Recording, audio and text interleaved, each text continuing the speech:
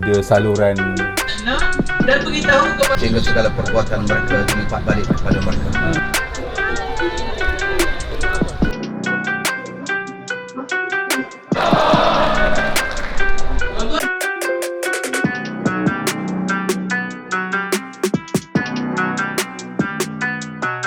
Terima kasih YB dan Surah. Saya pun tak jangka YB dia datang pondok saya ni yang Sama-sama. tak seberapa ni. Okey. Jadi ada lepas PRU 15. Okey. Bayangkanlah lepas PRU kita ada dah sebulan lah saya rasa.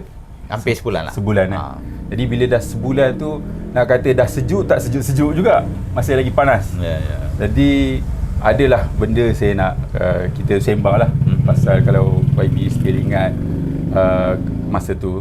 Jadi PRU 15 ni agak berbeza lah pada rasa saya dan rasa pada YB sendiri. Berbeza sikit daripada PRU sebelum ni.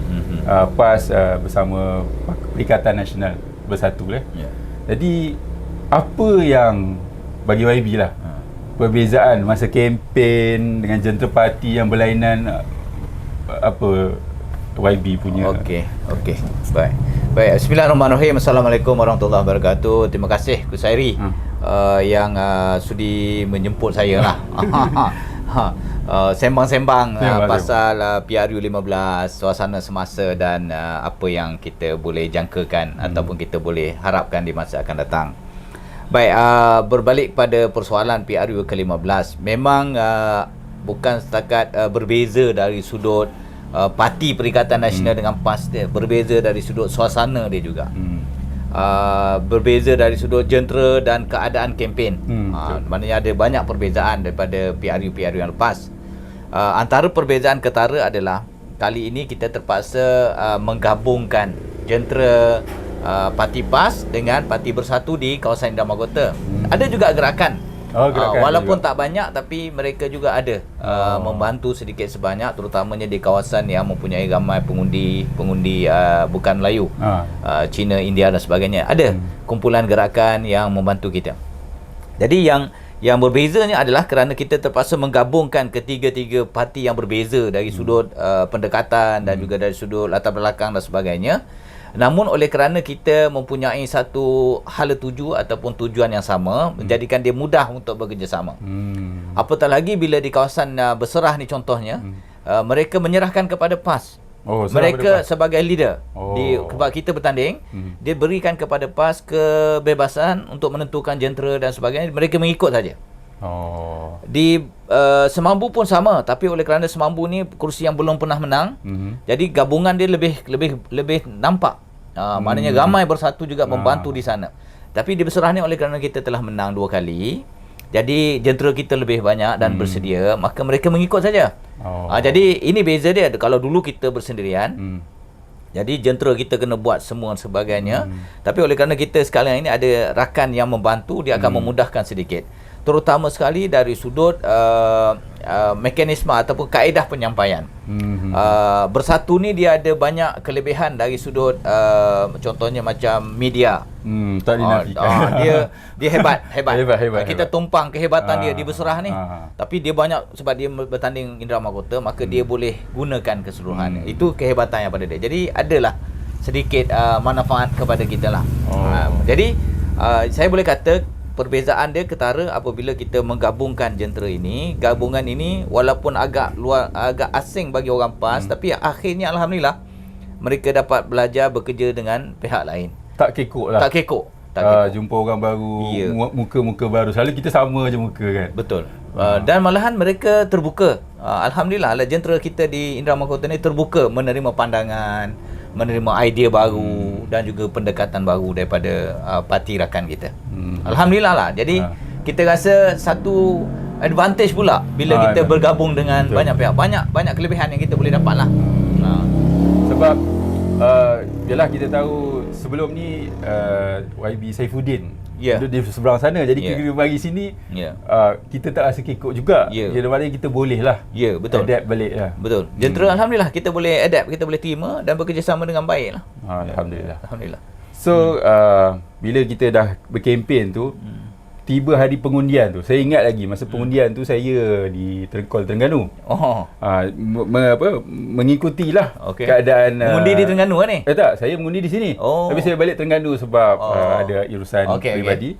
Jadi saya ikut dalam TV memang adalah dia punya senarai-senarai rasmi tidak rasmi.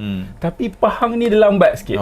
Tempat saya mengundi. Jadi di hari pengundian apa yang terjadi terutama di Beserah? Apa yang saya tengok adalah dari segi respon. Jumlah pengundi yang keluar tu agak ramai jika dibandingkan dengan jangkaan awal kita. Terutama sekali di saluran-saluran muda. Saluran 3 ke atas ni. Bila dia ramai, ada yang terpaksa beratur sampai 3 jam untuk nak mengundi. Ada yang sebahagiannya dah beratur 2 jam dah ni tak dapat mengundi, habis, tamat, masa tamat. Ada berlaku. Ada lebih kurang 30 orang kita dapat maklumat, 30 orang pengundi muda di satu PDM ini tak dapat mengundi walaupun dah beratur 2 jam. Last minute. Dia dah habis pukul 6. Dia datang pukul 4. 2 jam ya. Dia beratur 2 jam. Lepas tu pukul 6 dah. Ketua tempat mengundi pun tutup, tak boleh dah keluar ke undi. Jadi mereka terpaksa balik selepas 2 jam. Itu antara yang petanda atau petunjuk respon anak muda ini kepada pengundi ini sangat baik. Kita pun luar jangkaan. Kita jangka anak muda ni malas nak keluar mengundi. Anak muda hujan kan, musim dia nak apatah lagi nak beratur sampai 2 jam. Betul. Memang dia akan balik lah, ataupun dia tak nak keluar mengundi lah. Tapi hakikatnya berbeza. Dan saya rasa semua berlaku di semua tempat di negeri Pahang ini. Malahan saya rasa di negeri-negeri lain. Jadi ini menjadikan antara kenapa kita terpaksa bilang kertas undi itu banyak.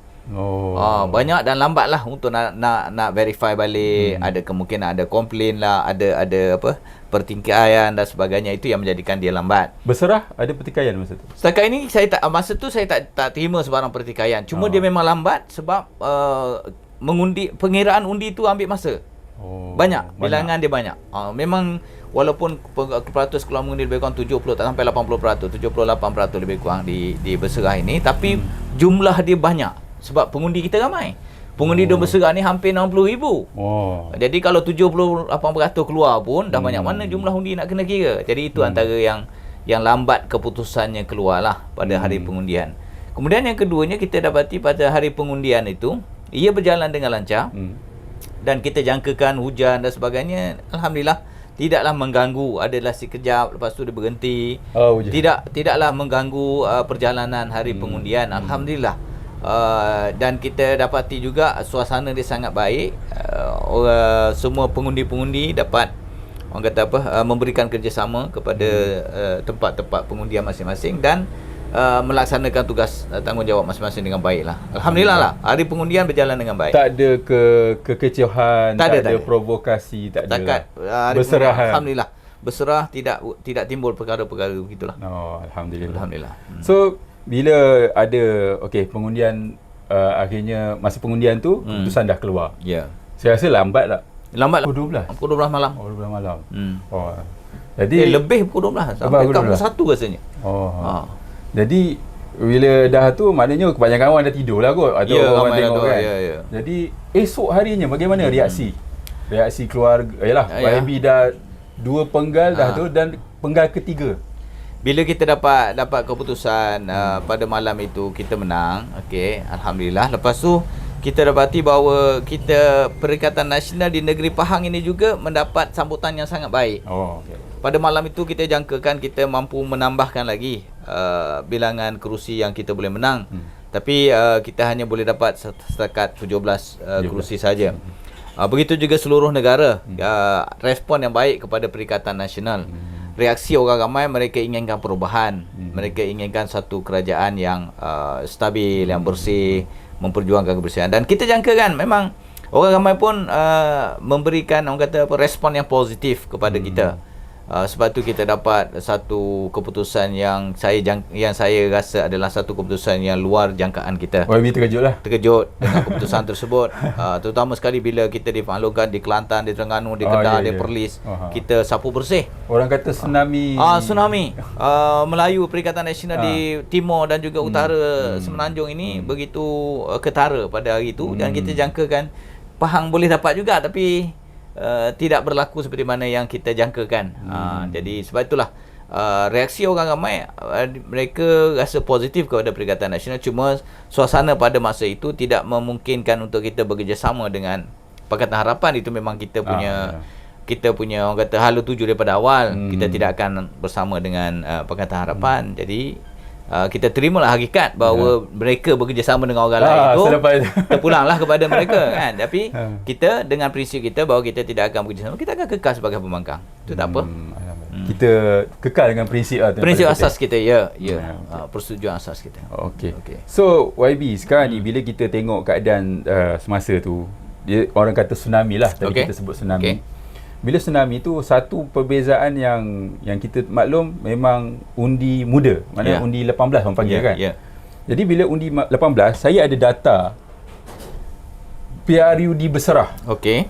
Jadi kalau kita tengok PRUD berserah, sebab dulu YB pernah menang dengan majoriti 1,300. Ya, betul. Tapi PRU 15 11,000. Ya. Kalau YB agak terkejut ke kan? Saya jangkakan tidaklah sebesar itu majoriti. Memang mengejutkan saya sendiri secara peribadi dengan majoriti yang begitu besar, dan saya jangka antara yang terbesar di dalam negeri Pahang dalam majoriti yang saya dapat antara yang terbesar. Antara yang terbesar, kalau tak terbesar sekalipun antara yang terbesar lah. Memang mengejutkan, dan saya tidak jangka begitu besar majoriti ini. Namun kita ucap terima kasih lah, terutama sekali kepada pengundi-pengundi muda. Sebab kebanyakan yang dimenangi adalah daripada saluran pengundi first time voters ni. First time voters, umur yang 25 tahun ke bawah ni. Mereka memberikan satu petanda atau petunjuk yang baik kepada Perikatan Nasional, juga kepada PAS. Saya melihat ini adalah peluang terbaik untuk saya mendekati anak-anak muda, kerana mereka telah berikan kepercayaan kepada saya. Jadi seterusnya next step kita adalah bagaimana kita nak menyantuni mereka, memenuhi kehendak dan aspirasi mereka setakat yang kita mampu.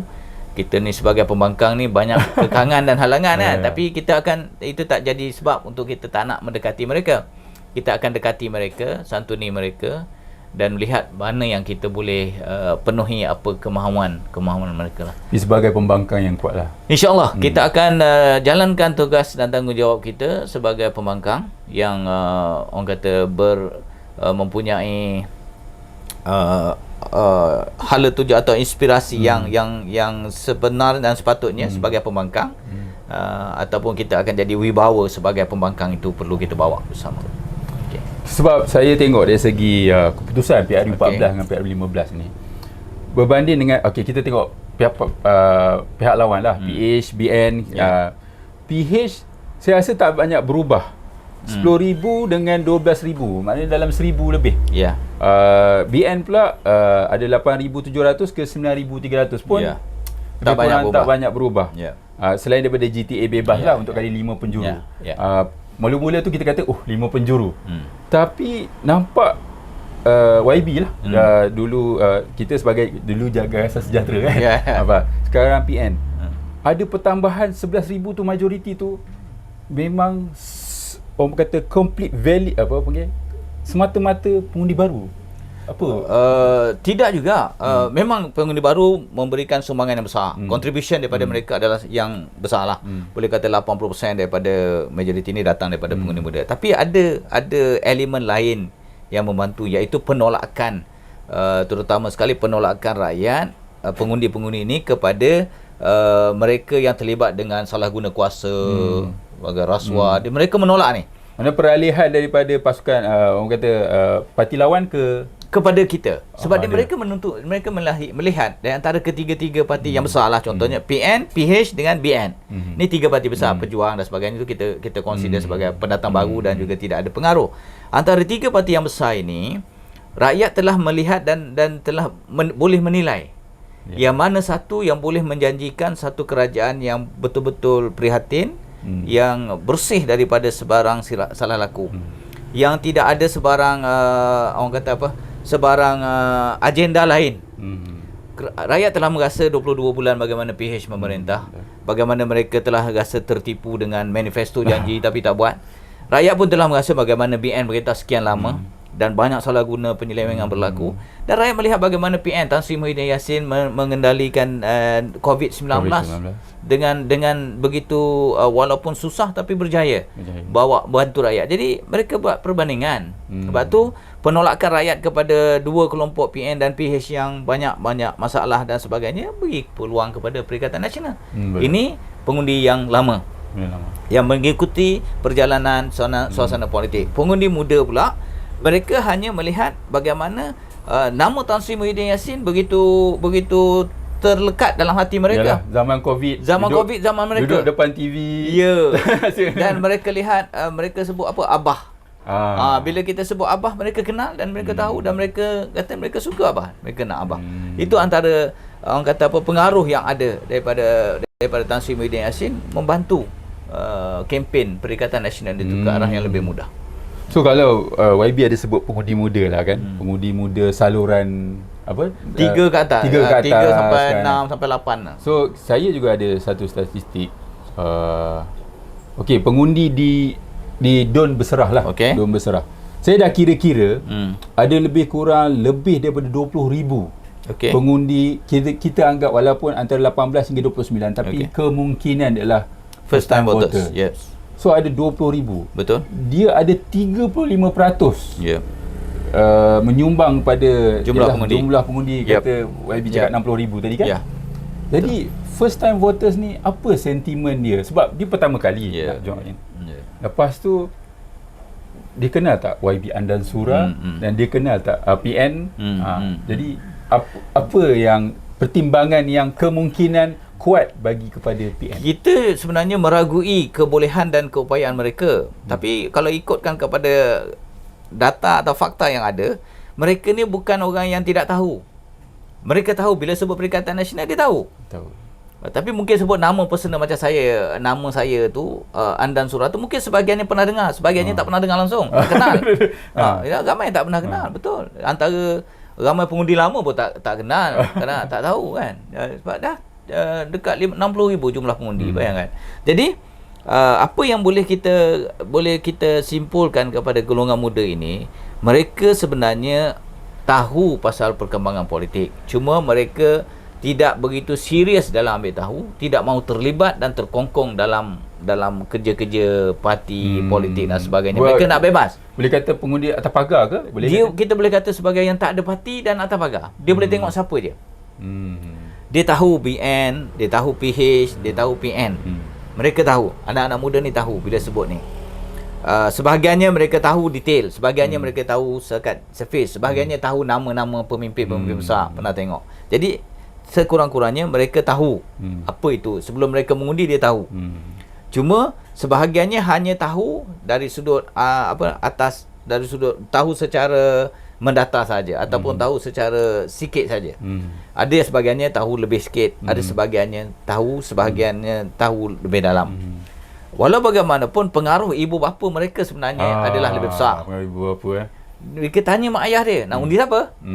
Jadi oleh kerana di Berserah ini khasnya, oleh kerana ramai ahli PAS, ramai penyokong, walau tak ahli pun ramai penyokong.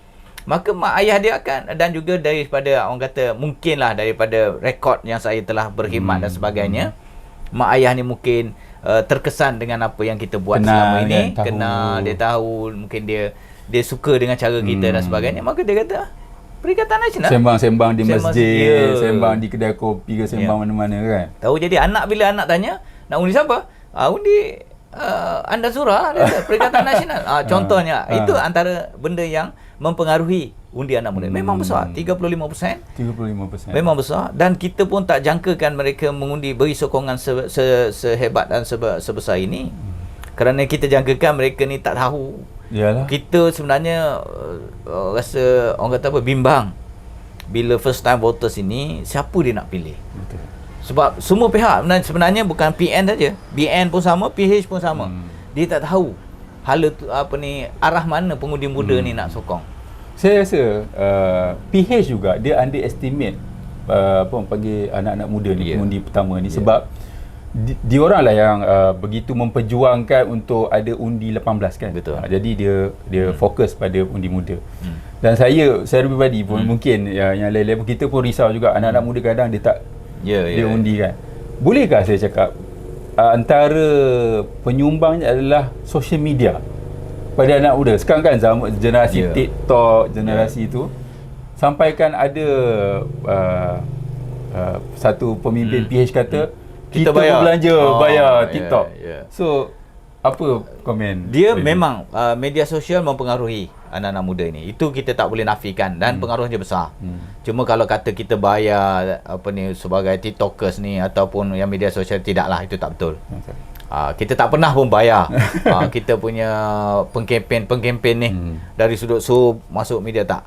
Kita boost iklan ada. Itu kita kena akui, kita bayar untuk iklan, tapi berapa sen sangat satu hari punya iklan, supaya Facebook punya iklan kan, dia ada booster tu. Itu ada. Tapi nak suruh orang bayar gaji dia buat TikTok untuk kita, tak. Ini berlaku spontan. Berbayar buat TikTok. Tak. Ini berlaku secara spontan. Memang media sosial dan anak muda pula pada masa itu tak tahu apa yang mendorong mereka membuat posting-posting dalam TikTok menjurus kepada menyokong Perikatan Nasional. Kita tak tahu kenapa tiba-tiba bila tengok dalam TikTok seminggu ataupun berapa 7 hari selepas kempen tu, TikTokers ni dibanjiri oleh banyak posting-posting yang menyokong kepada Perikatan Nasional. Dan itu menjadikan satu perkembangan yang besar. Anak-anak muda semua tahu pasal Perikatan Nasional. Isu-isu baru, contoh masalah PH, masalah BN, masalah macam tu semua kan? Semua keluar. Malahan PH pun buat media sosial juga, ada TikTokers juga. Tak berapa menonjol pula. Tapi tak begitu menarik, tak tahulah. Tapi padahal mereka dengan lagunya, dengan macam-macam lagi apa semua kan, dengan persembahan, dengan kempen dia, dengan live dia, semua sama je. Cuma respon daripada pengguna media sosial ni kepada Perikatan Nasional lebih hebat berbandingkan dengan BN dan juga PH. Mungkin konten kot. Boleh jadi. Konten dan apa panggil, ialah fakta hujah sebenar. Ya. Maknanya kita kalau orang tipu, kalau tipu tak jadi juga. Betul. Konten dia yang betul, yang tepat dan menarik perhatian. Okey YB, kita balik pada statistik. Kita ambil lebih besar sikit lah, parlimen. Alright. Satu yang menarik lah, bila PRU 14, saya tak sempat nak panggil YB Saifuddin, tak sempat. Jadi pada pendapat YB, macam mana YB Saifuddin boleh, kita lah penerimaan kita, macam saya tanya tadi, penerimaan orang PAS, pengundi PAS dekat berserah ni kepada YB Saifuddin. Sebab kadang-kadang diorang mainkan sentimen, Saifuddin dulu di PH begini begitu. Jadi nampak tak ada kesan. Macam mana, adakah YB juga sama-sama meyakinkan? Memang pada peringkat awalnya ramai di antara ahli-ahli PAS yang agak keberatan untuk nak menerima Datuk Seri Saifuddin ini, untuk menyokong dan sebagainya, kerana latar belakang dia daripada situ. Memang dia pun faham. Dia pun tahu.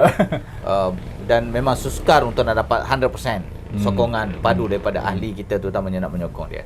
Namun bila kita cuba perjelaskan kepadanya, kalau sekiranya kita tidak menerima dia dan menolak dia, dan orang lain pun tolak, mana Perikatan Nasional akan kalah. Ini bukan soal individu, ni soal parti kita, Perikatan Nasional. Maka kita kena ketepikan sentimen individu kita dan sebagainya untuk melihat Perikatan Nasional ini mampu untuk dipertahankan kemenangannya di Indra Mahkota. Sebab itu kita lihat Datuk Seri Saifuddin ini diterima agak baik di berserah, mudah sebab ahli PAS ramai dan sebagainya. Tapi di Semambu tu agak sukar kerana dia dulu disokong ramai PH di situ. Ramai PH di situ. Jadi penolakan di sana lebih kuat dibandingkan di berserah ini. Daripada berserah. Jadi sebab tu kita tengok majoriti dia dengan majoriti saya berbeza. Ya, berbeza. Berbeza kerana ada di kawasan di Semambu sana yang memang tak mahu nak mengikut arus untuk bersama dengan dia kerana PH lebih dominan di sana. Maka penolakan di sana lebih banyak. Maka kita tolong dia cover daripada berserah untuk dapatkan kemenangan dia banyak itu. Alhamdulillah dia menang. Alhamdulillah. Maknanya dia menyumbang kepada satu kerusi di Parlimen untuk Perikatan Nasional. So memang berkait lah macam pasal YB sebut tadi, penolakan di Semambu. Sebab sama kubu PH kan. Jadi saya juga ada satu statistik untuk Semambu juga. Kalau ikutkan Semambu, dulu kita dengan Abang Yusof lah. Abang Yusof dulu dapat 9,480. Tapi kita bila PN ni, walaupun 4 penjuru, dulu 3 penjuru, 4 penjuru dia boleh up sampai 17,000 hingga majoriti dia dulu 5,000, sekarang jadi 1,008 je. Sikit je lagi. Mungkin kita GTA tak ada ke, sikit-sikit boleh dapat. Jadi apa sentimen terbaru pula di Semambu sebenarnya, selain daripada YB cakap tadi penolakan, bukanlah penolakan maknanya sentimen penolakan ke PH dulu lah. Apa lagi yang menjadikan Semambu ni begini, kita yakin Semambu salah satu daripada kerusi yang kita berpotensi untuk menang. Sekiranya status quo seperti PRU 14. Beza dia adalah Barisan Nasional pada PRU 14 meletakkan MCA. Ni bukannya. Tapi bila PRU 15 dia tengok suasana juga. Dia tukarkan kerusi itu kepada kerusi UMNO. Jadi pertembungan antara UMNO dan dengan PAS di sana jadi bertembung kuat. Kalau PRU 14, kalau kekal status quo MCA bertanding PRU 15, insya-Allah kita menang. Sebab sokongan daripada pengundi bukan Melayu ni pecah dua. Melayu kita akan dapat. Tapi oleh kerana BN pun tukar strategi dia, dia tak letakkan calon MCA, dia letakkan calon UMNO. Dia pun dah baca, kita pun baca. Memang kalau MCA dengan PH PKR calon ini, kita ada peluang besar. Seperti mana PRU 14 dulu, kita pun sebenarnya ada peluang besar, cuma kita lambat di dalam kita buat gerak kerja dan sebagainya. Itu antara benda. Tapi kita dapat 9,000 pengundi, lebih besar pada BN. Pada masa ini itu agak-agak ada tak orang kata kerjasama belakang tabir PHBN ke, tak tahulah kan? Tak ada. Setakat saya tahu memang tidak ada lagi kerjasama antara dua-dua tu sebelum pilihan raya. Tapi selepas pilihan raya tu kita tahulah, semua tahu. So memang strategi memakan dirilah kot. Strategi BN dengan ditukar macam ni, lepas tu dia letak dekat Parlimen pula. Itu antara penyumbang kepada kemenangan Dato' Seri Saifuddin. Parlimen dia bagi MCA. Calon sebelum tu. Calon Semambu sebelum tu dia letak ke MCA, sepatutnya kerusi UMNO di indera Parlimen. Jadi ditukar dengan Semambu. Ini BN punya strategi. Tapi kalah dua-dua dia. Sebab berlaku begitu kerana di Berserah ni pun sama juga. Orang UMNO tak nak sokong MCA. Menolak. Orang Melayu memang menolak MCA. Jadi dia dua-dua kalah. MCA letak di Semambu pun kalah, letak di Indra Mahkota tak boleh pergilah. Tak boleh pergi. Jadi percaturan BN letak UMNO di Semambu tu percaturan yang betul. Tapi oleh kerana kita bertembung dengan dia dan kita lebih, orang kata lebih banyak pengaruh perbandingan dengan dia, sebab tu dia tak boleh nak membantu mendapatkan kerusi. Sayang Ustaz Zul. Sikit lagi. InsyaAllah. Next pula lah. Boleh lah kot. InsyaAllah kita boleh minta dia supaya teruskan buat kerja. InsyaAllah. InsyaAllah. Semua orang menanti. Bila kita cerita Pahang ni, isu-isu terbaru lah kan. Pahang antara yang paling lambat. Semua benda lambat sekarang.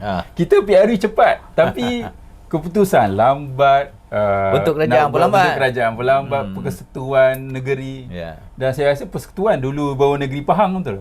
Kan? Jadi saya difaham, yalah kita dengar cerita-cerita ada perbincangan antara Perikatan Nasional dengan BN. Sebab kerusi dulu 17-16. Tapi sebab Tioman 17-17. Jadi YB sebagai Timbalan Pesuruhjaya PAS Pahang mesti secara langsung lah bersama Tuan Ibrahim, YB Tuan Ibrahim, boleh share sikit cerita-cerita di sebalik kisah tu. Memang kita ada perbincangan selepas saja hari ni pengumuman keputusan, esokannya kami berbincang. Masa tu kerajaan belum bentuk lagi. Antara option yang kita telah pilih bersama dengan, kita tak ada option dengan PH. Memang tak ada Perbincangan langsung. Kita kena bincang dengan BN. Tak ada langsung. Tak ada langsung Kecil-kecil dengan ke PH. tak ada. kita bincang dengan BN saja. Okey, option dia adalah kalau kerajaan persekutuan terbentuk bersama, maknanya kita akan jadi Perdana Menteri dan sebagainya. Lepas tu di Pahang ni pula kita bincang bahawa oleh kerana kita 17 dia 16, kita ambil Menteri Besar. Oleh kerana kita nak menghargai dan menghormati Menteri Besar, kita cadangkan supaya kerajaan persekutuan pada masa tu kita kalau kita pegang, dia dilantik sebagai Menteri Penuh supaya kita nak angkat dia lebih tinggi, takkan nak letakkan dia duduk bawah. Menghargai dia sebenarnya. Bukan untuk tujuan nak menjatuhkan dia, tidak. Tapi dia anggap lain. Dia anggap lain kita ni offer dia apa macam menghina. Tidak. Kita sebenarnya bila tu berbincang. Peringkat awalnya kita bincang. Kita kata okey, bagi kami Menteri Besar, Menteri Besar yang ada ni kita akan naikkan dia di peringkat federal supaya dia tidak rasa macam tersisih di negeri. Itu antara kita nak meraihkan dia sebenarnya, nak menghormati dan meraihkan dia, tapi dia anggap benda lain, terpulanglah. Lepas tu perbincangan kali pertama, dia memang nak jadi MB. Dia memang berkenan nak MB. Lepas tu tak bincang lah. Okay. Kita kata okey, kalau dia nak pergi MB, kita boleh terima. Kita boleh kompromi. Cuma kita kata kita nak timbalan Menteri Besar. Ada. Dan Exco mesti sama banyak. Sebab sama bilangan pun sama kan. Saya rasa fair. Fair betul. Matematiknya fair. Jadi kalau UMNO ambil MB, okey, kami ambil timbalan. Lepas tu kami ambil speaker, dia ambil timbalan speaker. Fair. Exco sama ramai. Ketua kampung sama ramai. Agak kita kata fair. Dia tak setuju. Dia tak setuju.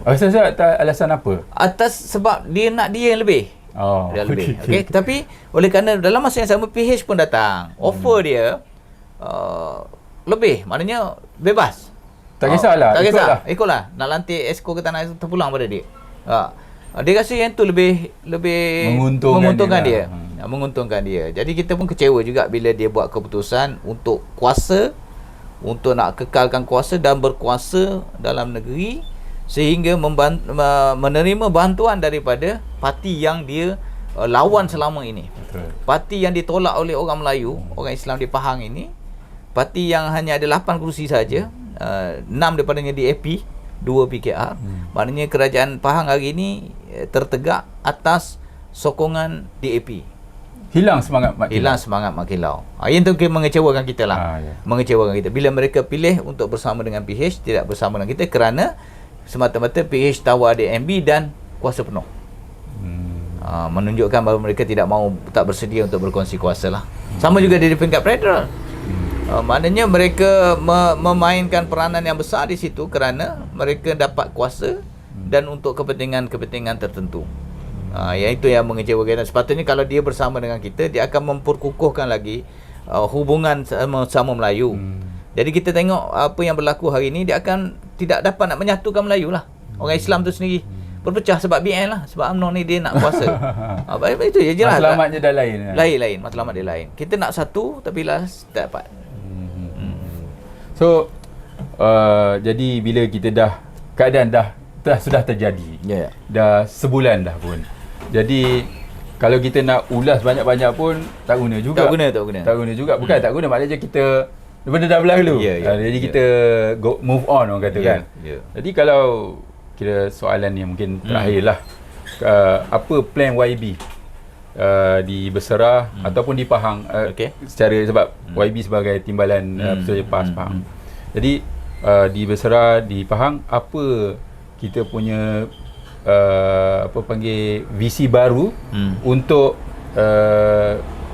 menyatukan balik orang semangat Mak Kilau tu di Pahang. Adakah kita dengan cara lawan betul-betul Barisan Nasional ke ataupun macam-macam pendekatan kita pun tak tahu kan.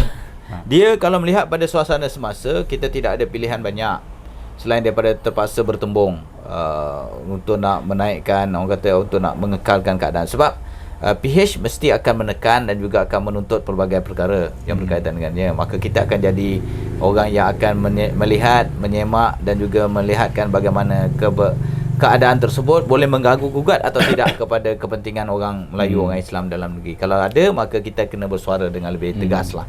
Itu yang pertama. Yang keduanya, kita juga di Besrah ini khasnya kita akan teruskan kerja-kerja yang kita pernah buat sebelum ini, dan kita akan tambah baik perkhidmatan kita kepada masyarakat di sekitar Besrah ini.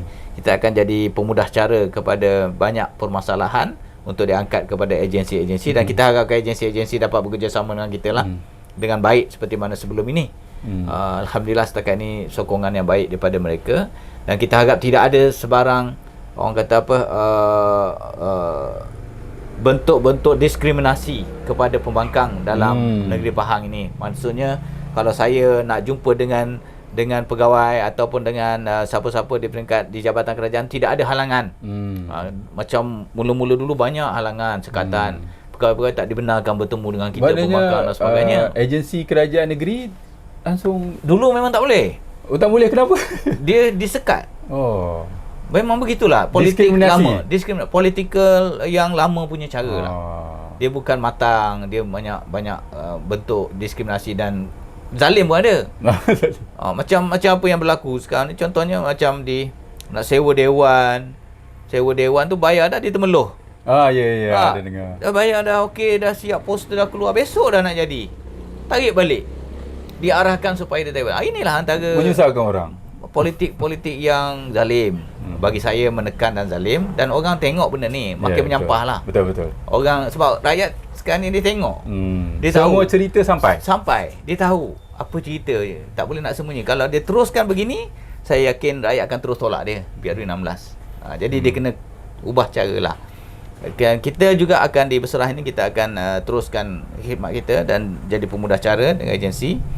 Di peringkat negeri Pahang, kita akan pastikan setiap adun yang ada ni, 17 orang di Perikatan Nasional ni perform, jalankan tugas amanah dengan sebaik mungkin. 17 ya? 17 orang ni daripada 8. Ya, daripada mula 8, 17 orang ni kita dah bentuk sekretariat yang akan memantau perjalanan ke semua adun ini. Kita bagi KPI kepada mereka, pastikan mereka buat kerja, jalankan tugas supaya tidak ada timbul orang kata apa, masalah di masa akan datang. Dan bergerak untuk pastikan kita PRU 16, insya-Allah kita boleh takbir Pahang. Itu antara tujuan kita, insya-Allah. Makin sikit makin insya-Allah. Insya-Allah. So terima kasih YB. Sekali Sama-sama. lagi minta maaf. Terima kasih banyak. Satu, sebab ini projek media saya. Jadi saya rasa sangat besar hati sebab YB sanggup datang ke pondok saya ni. Sebab biasa dah nampak YB datang pondok rakyat kan, macam-macam, ada rumah yang uzur pun kita perbaiki kan. Tapi alhamdulillah terrealisasi juga. So terima kasih banyak YB. Terima kasih Syarif. Terima kasih. Assalamualaikum warahmatullahi wabarakatuh. Waalaikumsalam warahmatullahi wabarakatuh.